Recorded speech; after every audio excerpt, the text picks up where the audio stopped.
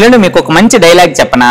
నాది కాదండి, ఇది మన్మధుడు సినిమాలో మీ అందరికి బాగా నచ్చింది. Add colours to your life, Revlon lipstick. కానీ ఒక అమ్మాయి పెదాలు అందంగా ఉన్నాయంటే మాత్రం వాటి మీద రెవలాన్ లిప్స్టిక్ ఉన్నట్టు అర్థం.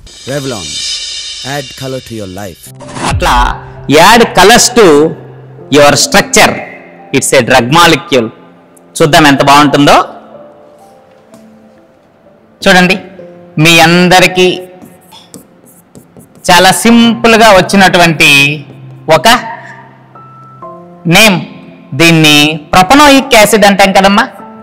ఈ ప్రొపనోయిక్ యాసిడ్లో ఒక హైడ్రోజన్ని తీసేసి నేను ఫినైల్ గ్రూప్ని పెట్టా.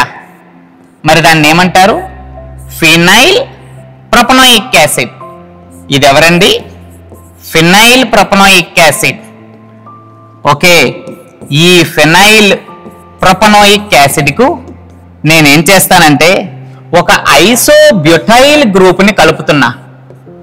ఒక ఐసోబ్యూటైల్ గ్రూప్ని కలిపేశా.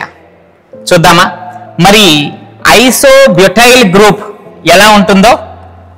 3 కార్బన్లతో ఉన్నదే కదా. ఈ 3 కార్బన్లతో ఉన్నటువంటి isobutyl group. So isobutyl group with phenyl with propanoic acid. Isobutyl with phenyl with propanoic acid కలుపుదామా మూడింటిని?